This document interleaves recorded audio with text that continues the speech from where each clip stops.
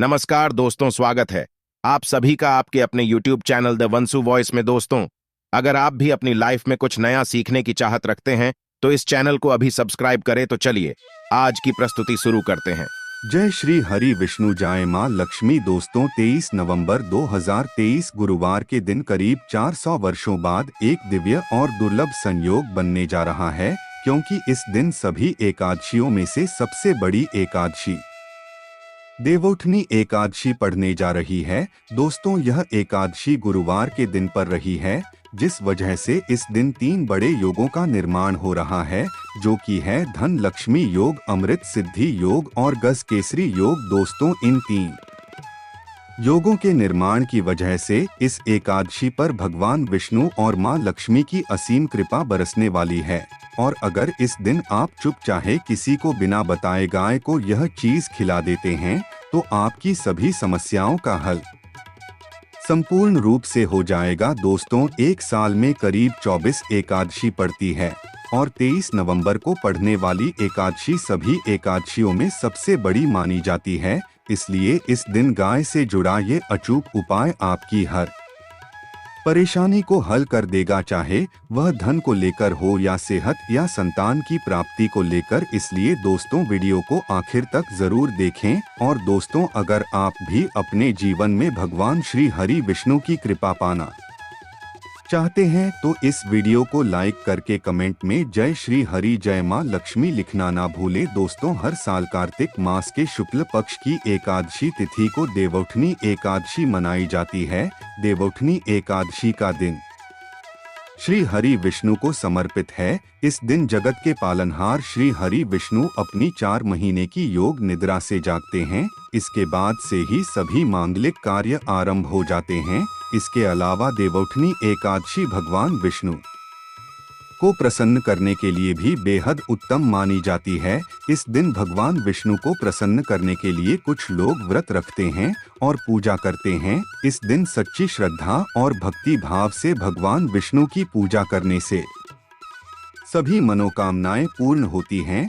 दोस्त, गाय के अंदर सभी देवी देवताओं का निवास माना जाता है। तो आप सुबह जो पहली रोटी बनाते हैं वह अगर गाय को खिलाते हैं तो सभी देवी देवताओं का आशीर्वाद मिलता है। गाय को गुरु के साथ जोड़ा गया है, यानी गुरु ग्रह के साथ, बृहस्पति ग्रह के साथ। इसलिए नवरात्रि के दिन गाय को रोटी पर एक चुटकी हल्दी डालकर खिलाएं तो सुख संपत्ति धन ऐश्वर्य बढ़ता है, दुष्ट ग्रह शांत हो जाते हैं। जो लोग मानसिक रूप से परेशान है वह गाय को रोटी पर थोड़ा सा गुड़ रखकर खिलाए तो सकारात्मक ऊर्जा आती है, टेंशन खत्म होती है, स्वास्थ्य अच्छा रहता है।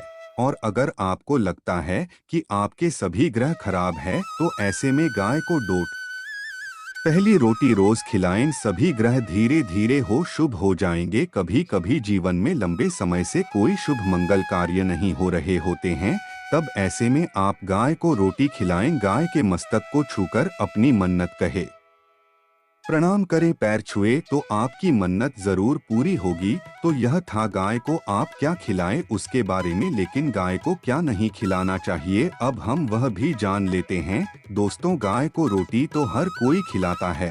अब यह रोटी बासी बिल्कुल भी नहीं होनी चाहिए, यानी कि जो एक दिन की पहले की रोटी बनी रहती है और आप जो दूसरे दिन सुबह सुबह खिला देते हैं वो नहीं खिलानी चाहिए। कई बार आप रोटी बना लेते हैं और उस दिन गाय मिलती नहीं तो रोटी रखी रह जाती है, फिर वो अगले दिन गाय को खिलाने से गाय का अपमान माना जाता है, वह रोटी बासी कहलाती है। इसीलिए गाय को एक दिन पहले की बची हुई रोटी कभी नहीं की जानी चाहिए। सड़ी गली चीजें, खराब चीजें गाय को कभी नहीं खिलानी चाहिए, इससे घर में परेशानी आती है।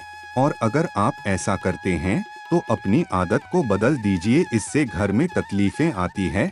गाय को हरा चारा तो हर कोई खिलाता है, हरा चारा खिलाते समय एक बात का ध्यान रखें, गाय को सबसे ज्यादा पीपल का पत्ता लोग खिलाते हैं, पर पीपल का पत्ता आप खुद से तोड़कर मत खिलाना। दूसरी बात, आप घर में सब्जी लाते हैं तो साग आ जाता है तो उसमें से कुछ अच्छी चीजें तोड़कर रखकर बचा खुचा आप गाय को खिलाएं। आप जो देंगे वह गाय खा लेगी। लेकिन थोड़ी सी कुछ अच्छी चीजें मिलाकर गाय को खिला दीजिए तो ज्यादा फायदा होगा। गाय को दूध नहीं पिलाना चाहिए, आप दही चावल खिला सकते हैं, लेकिन दूध ताजा हो या बचा हुआ, परंतु गाय को भूलकर भी मत देना। तो 3 चीजें गाय को नहीं खिलानी चाहिए। एक तो बची कुची रोटी नहीं खिलानी चाहिए। कोई भी अनाज बच जाए तो उसे दूसरे दिन गाय को नहीं खिलाना चाहिए, जैसे बासी चावल, बासी बची कुची रोटी खिलानी चाहिए।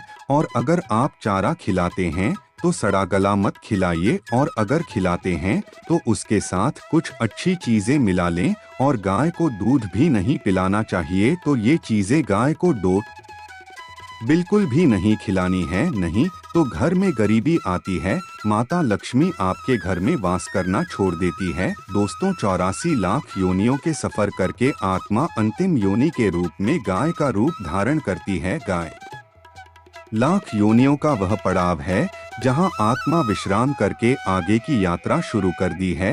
दोस्तों, गाय का कोई को नहीं होता। जिस भूभाग पर मकान बनाना हो तो वहां पर अगर आप 15 दिन के लिए गाय और बछड़ा बांध देते हैं तो वह जगह पवित्र हो जाती है। ऐसी जमीन से बहुत सारी असुर शक्तियों का नाश हो जाता है, क्योंकि गाय में सकारात्मक ऊर्जा का भंडार माना गया है।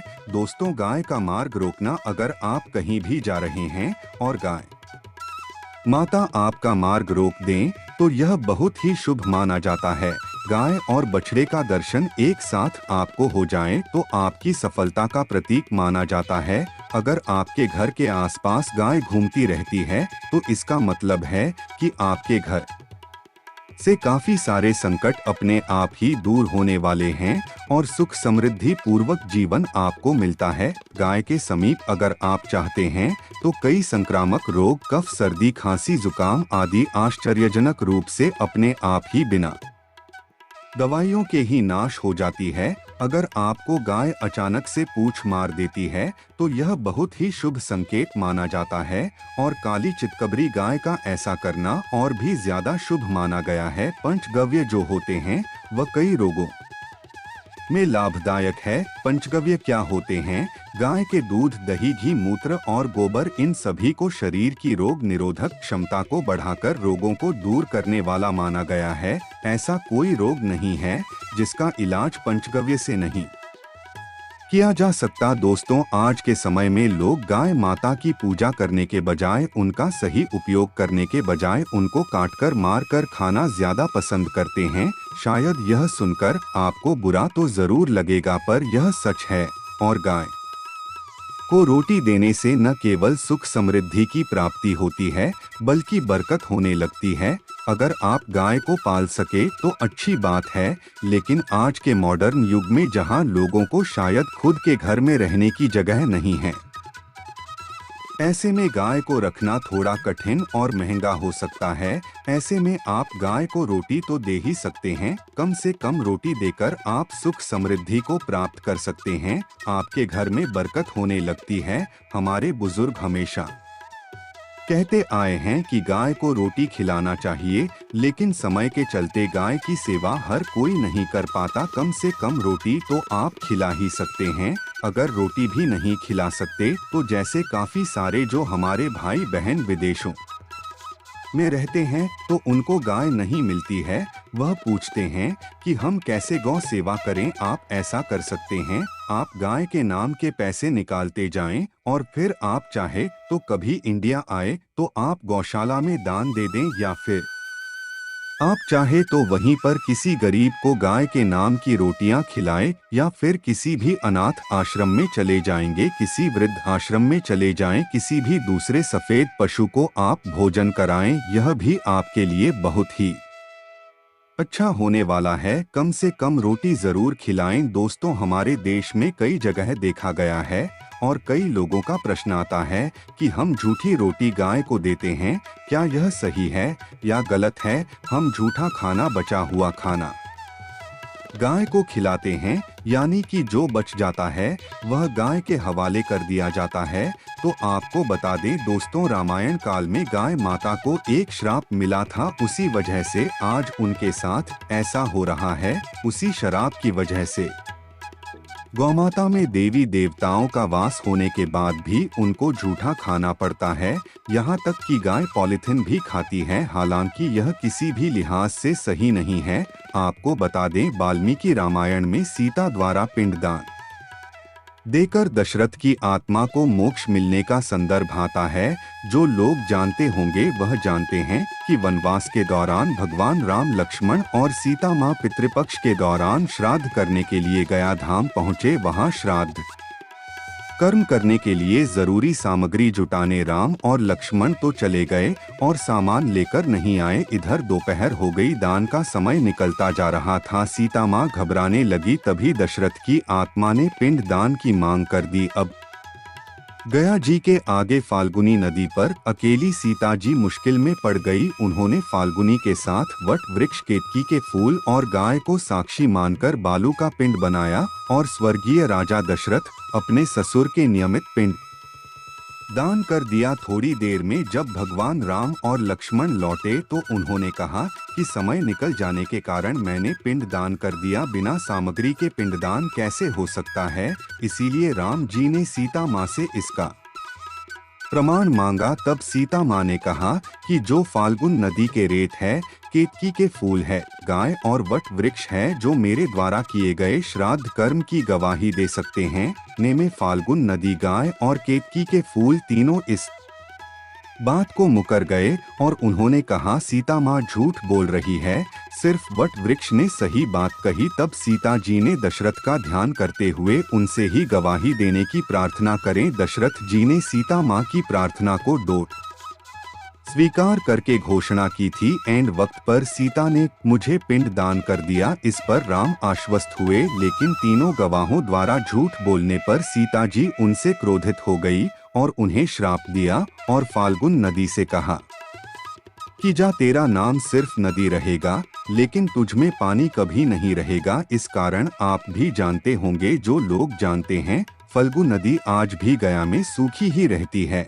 गाय को श्राप दिया कि तू पूज्य होकर भी लोगों का झूठा खाएगी और केतकी के फूल को श्राप दिया कि तुझे पूजा में कभी नहीं चढ़ाया जाएगा। वट वृक्ष को सीता माँ ने आशीर्वाद दिया कि उसे लंबी आयु की प्राप्ति होगी और दूसरों को छाया प्रदान करेगा तथा पतिव्रता स्त्री तेरा स्मरण करके अपने पति की दीर्घायु की कामना करेंगी। यही कारण है गाय को आज भी झूठा खाना पड़ता है। केतकी के फूल को पूजा से दूर रखा जाता है। फाल्गुन नदी के तट पर जल नहीं है। सीता कुंड में पानी के अभाव में सिर्फ बालू रेत में पिंडदान किया जाता है। दोस्तों, शास्त्रों के मुताबिक गाय माता में सारे देवी देवता निवास करते हैं। 33 कोटि देवी देवता और पितृ का निवास होता है। अगर आप किसी भी मंदिर में नहीं जा सकती, पूजा पाठ नहीं करते, कहीं जाकर के ग्रह दोषों का उपाय नहीं कर सकते, तो आपको गाय को एक रोटी जरूर खिलानी चाहिए। हमेशा कहते हैं